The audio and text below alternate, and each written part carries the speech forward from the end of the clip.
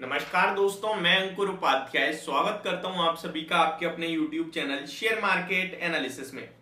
दोस्तों यहाँ पे लगभग इस हफ्ते एक खबर आई थी स्टॉक के लिए, जिसके बाद इस स्टॉक में कंटिन्यू बड़ी गिरावट देखने को मिली आपको। पहले 20% का सर्किट देखने को मिला आपको लोअर एंड पे, next day again 20% lower circuit revise करा गया 10% पे, फिर लोअर सर्किट, आफ्टर देन फिर लोअर सर्किट। एंड आज के सेशन में भी इस स्टॉक में ऑलमोस्ट लोअर सर्किट तो लगा था, लेकिन अभी वो लोअर सर्किट अपर सर्किट के रूप में बदल चुका है। सबसे पहले मैं आपको इस स्टॉक के बारे में बता दूं, स्टॉक का नाम है EKI एनर्जी सर्विसेज लिमिटेड। इस स्टॉक का आज का लो 511 का है और currently it is trading at 625 rupees, यानी कि लोअर एंड से इंट्राडे में ऑलमोस्ट मोर देन 20% की तेजी दिख रही है आपको इंट्राडे में। बट ये तेजी में किसी में फायदा नहीं हुआ है, नुकसान में ही है, पब्लिक बहुत बड़ा लॉस हुआ है यहाँ।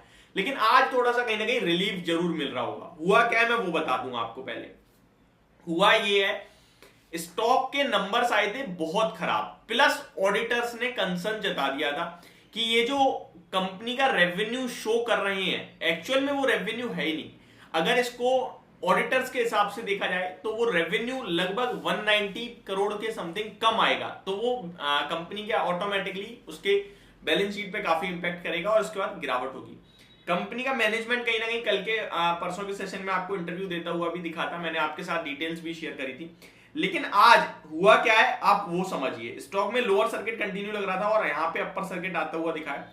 सबसे पहले मैं बता दूं, स्टॉक में लगभग 3000 रुपए के इसके हाईज हैं 52 वीक, जिसके सामने 625 पे कारोबार कर रही है कंपनी।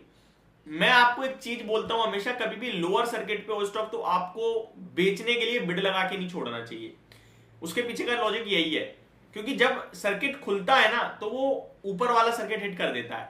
अब अगर किसी ने भी 511 रुपए पे परेशान होके बस बेचने की कोशिश करके बिड लगा के छोड़ी होगी तो इंट्राडे में 25% का नुकसान कर रहा है। इसीलिए मैंने आपसे हर एक अदानी ग्रुप के स्टॉक्स में भी यही कहा था कि गिर रहे हैं गिरने दो, आपके पास है आप बेच तो सकते नहीं हो तो बिड मत लगाओ। बाजार में ओपन जब ट्रेड करता दिखे तो बिड लगा दे, तो बेच देना ओपन बाजार में। लेकिन बिड लगा के बेचोगे तो हमेशा नुकसान खाओगे, क्योंकि सर्किट से ज्यादा तो वो गिर नहीं सकता। अब सर्किट जब खुलेगा तभी आपके शेयर्स बिकेंगे, और जब खुलेगा तो ऑब्वियस सी बात है वो ऊपर ही जा रहा होगा, है ना। तो मेरे हिसाब से ये रिस्क सबसे बड़ी रिस्क होती है। अब स्टॉक देखिए, जैसे ही सर्किट लोअर खोला इसने अपर सर्किट मार दिया स्टॉक ने, तो आपने अगर नहीं बेचा होता तो इंट्राडे कुछ नहीं तो 20-22% बचा लेते। अब उस बंदे से ज्यादा कोई भी प्रेशर में नहीं होगा जिसने आज लोअर सर्किट पे बेचा है, बिड लगा के छोड़ी है। इसलिए हमेशा मैं कहता हूं कि कभी भी अपर एंड पे खरीदने की कोशिश मत करो। अब यहाँ पे कोई बाइंग के लिए बिड लगाएगा, क्या वो जेन्युइन ऑप्शन है? नहीं, क्योंकि अगर ये स्टॉक खोलेगा अपना सर्किट तो वो नीचे आएगा, ठीक है। तो मेरे हिसाब से आपको जब खुल जाए उसके बाद आपको लग रहा है बढ़ेगा तो लगाओ, ठीक है, तो बेशक खरीद लो, पर सर्किट पे कभी भी बाय या सेल की बिड नहीं लगानी चाहिए। अब आते हैं अपनी दूसरी कंडीशन। इस स्टॉक के बारे में मैंने आपको बताया प्रॉब्लम क्या हुई थी। इस स्टॉक में मैंने आपको बताया कितनी गिरावट ऑलरेडी हो चुकी है, क्या यहां से अब ये तेजी आने वाला है। देखिए 500 रुपए की बुक वैल्यू, मैंने आपके साथ कल भी ये शेयर करा था। एंड जिसके पास है उसे टेंशन लेने की जरूरत है, बट ज्यादा नहीं, क्योंकि एक क्वार्टर खराब हो गया, मैनेजमेंट कह रहा है 1 से 2 क्वार्टर और खराब हो सकते हैं।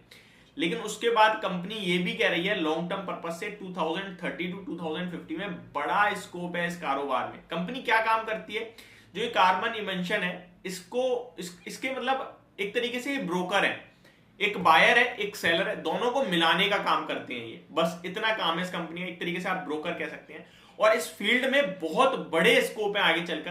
तो ये कहीं ना कहीं बहुत तेजी से ग्रो करेंगे और इन्हीं के द्वारा ये कहीं ना कहीं डील होती है। तो ये अपने आप में एक मोनोपोली टाइप बिजनेस क्रिएट होता है, ये मैं आपको ये बता दूं। बट डेफिनेटली इसमें आगे चल के कारोबार काफी अच्छा हो सकता है। मैं आपसे ये जरूर कहूंगा कि इसमें अभी आप लॉस में डेफिनेटली हो, बट अभी बिकवाली ना करें, समय दे सकते हैं तो डेफिनेटली जिस हिसाब से मैनेजमेंट कह रहा है, जिस हिसाब से कंपनी का काम है, और अब गवर्नमेंट भी फोकस कर रही है इस पे, एंड 2-4 बड़ी कंपनीज भी इसमें उतर रही है। बस प्रॉब्लम एक है कि हमारे पास ज्यादा ट्रैक रिकॉर्ड नहीं है इस कंपनी का, ये जो कारोबार है इसकी हमें ज्यादा समझ नहीं है। लेकिन डेफिनेटली धीरे धीरे ये कहीं ना कहीं लीडरशिप लेते हुए दोबारा दिख सकती है आपको। वैल्यूएशंस की बात करें तो बहुत सस्ते हो गए हैं, एंड कंपनी का return on equity, return on capital बहुत तगड़ा दिखेगा। तो लेट्स सी आगे कैसे कामकाज होता है, बट बेचने की सलाह तो मैं अभी भी आपको नहीं दूंगा। मुझे लगता है 2 क्वार्टर यानी 6 महीने आपको कम से कम वेट करना चाहिए भी स्टॉक के। अगर नंबर्स वापस से टर्न अराउंड होते हैं, नंबर्स में अगर दोबारा से तेजी देखने को मिलती है आपको, तो मैं आपसे इतना जरूर कह सकता हूँ ये स्टॉक बहुत तेज भागेगा, क्योंकि अपनी लिक्विड अपनी वॉलिटिलिटी के लिए ही कहीं ना कहीं फेमस है। तो मैं आपसे ये कहूंगा अगर नंबर्स अच्छे हैं तो डेफिनेटली फ्रेश बाइंग भी आप कर सकते हैं। मुकुल अग्रवाल जी जो कि बड़ा नाम है, उनका इस स्टॉक में निवेश है और काफी बड़ी गिरावट देखी, उन्होंने भी बड़ा नुकसान हो रहा है उन्हें भी। तो डेफिनेटली कहीं ना कहीं उनके भी अभी स्टॉक में कहीं ना कहीं शेयर्स हैं, तो आपको मेरे हिसाब से बने रहना चाहिए, अभी बेचने की जल्दबाजी नहीं करनी चाहिए। और वैसे भी हम एक सिंगल क्वार्टर से किसी कंपनी के स्टॉक को जज नहीं कर सकते, कंपनी को जज नहीं कर सकते। लेट्स सी आगे कैसे परफॉर्म करती है, उसके बाद कुछ फ्रेश मूव देखे जाएंगे। तो ये होगी मेरी वीडियो EKI एनर्जी के स्टॉक को लेकर। होप आपको समझ में पसंद दोनों आई होगी। Thank you so much for watching this video. Have a great day guys.